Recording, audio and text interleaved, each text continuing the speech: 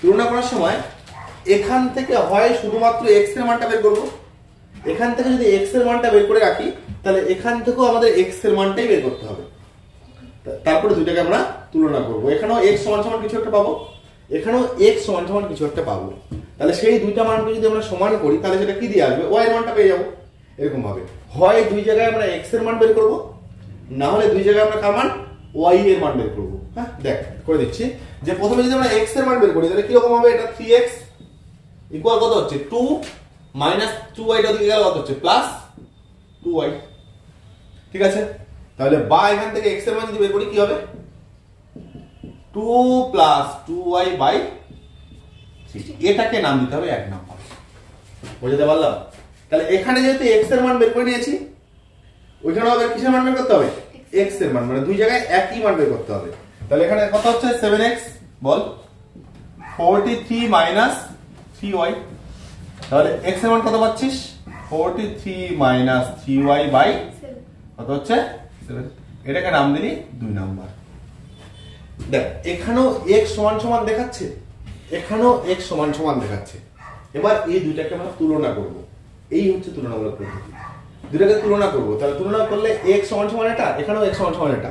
তার মানে কি এই পার্ট কার সাথে সমান হবে, এই পার্টের সাথে সমান হয়ে যাবে। হলো, এটা হচ্ছে তুলনা। লাইক 1 ও 2 তুলনা করে পাই। তাহলে 1 ও 2 নং সমীকরণ তুলনা করে পাই, তুলনা করে এই যে তুলনা করছি এই জন্যই এই পদ্ধতিটার নাম হচ্ছে তুলনামূলক পদ্ধতি। হ্যাঁ, তুলনা করলে কি পাচ্ছি এখানে, যে এই পার্টটা কার সাথে সমান, এটার সাথে সমান। তাহলে 2 প্লাস 2y বাই 3 ইকুয়াল কি হবে 43 মাইনাস 3y বাই কত 7। এবার বজ্রমণ কর। এটা বজ্রমণ করলে আমরা কি পাচ্ছি, এখানে 2 ইন্টু 7 তার মানে কত 14 প্লাস 2 ইন্টু 7 আবার কত 14 কি হবে y।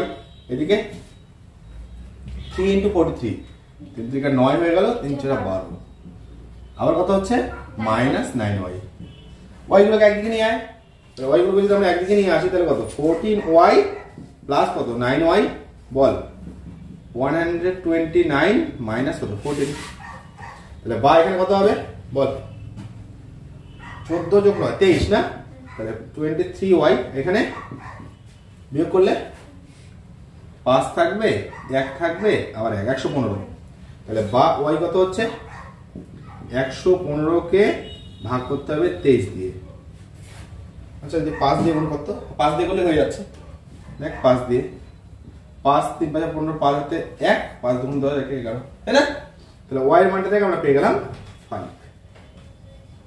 ঠিক আছে, তাহলে y এর মান হচ্ছে 5। এবার এই y এর মানটা যে কোনো এক জায়গায় বসাবো, হয় 1 এ অথবা 2 এ। লাইক y এর মান 1 নং সমীকরণে বসিয়ে পাই, y এর মান 1 নং সমীকরণে বসিয়ে পাই। তাহলে y এর মান 1 নং সমীকরণে বসিয়ে পাই। কি পাচ্ছি x সমান সমান বল 1 নং সমীকরণ এটা, এখানে y এর মান বসাচ্ছি। তাহলে y এর মান কত, এই যে y এর মান হচ্ছে 5। তাহলে 2 প্লাস 2 ইন্টু 5, তাহলে 2 প্লাস 2 ইন্টু 5 বাই কত 3। দেখ 2 প্লাস 2 ইন্টু 5 বাই 3, তাহলে উপরে কত হচ্ছে 2 প্লাস 10 বাই 3, তার মানে কত হচ্ছে 12 বাই 3, তার মানে কত হচ্ছে এখানে 4। হলো, এতে করে নির্ণয় সমাধান, নির্ণয় সমাধান x সমান কত হচ্ছে, x এর মান পেলাম আমরা 4 আর y এর মান কত পেলাম 5। না দেখ এই যে মানগুলো যে পাই না সমাধানগুলো, এগুলো উত্তরগুলো ঠিক কিনা এখানে বসিয়ে চেক করে নিতে পারিস। দেখ x এর মান যদি 4 বসাস তাহলে কত হচ্ছে 3 4 12, y এর মান যদি 5 বসিয়ে দিস তাহলে 5 দুগুণে 10। দেখ 12 থেকে 10 গেলে কত 2 মিলে গেল। হ্যাঁ দেখবি এখানেও মিলে যাবে। দেখ এখানে কত, যদি x এর মান 4 বসাস তাহলে 4 সাথে 28 হয়ে গেল। এখানে যদি কত 5 বসাস তাহলে 15, 28 যোগ 15 কর 43। ঠিক আছে, তাহলে এইভাবে দুই ক্ষেত্রে এটা স্যাটিসফাইড করে যাবে। এটা হচ্ছে যে নিয়মটা, সেটা হচ্ছে কি নিয়ম বললাম, তুলনামূলক পদ্ধতি। একটা তোরা করে এবার। হ্যাঁ কর নাম্বার 2টাই কর, ঠিক আছে, 2টা এখনই কর।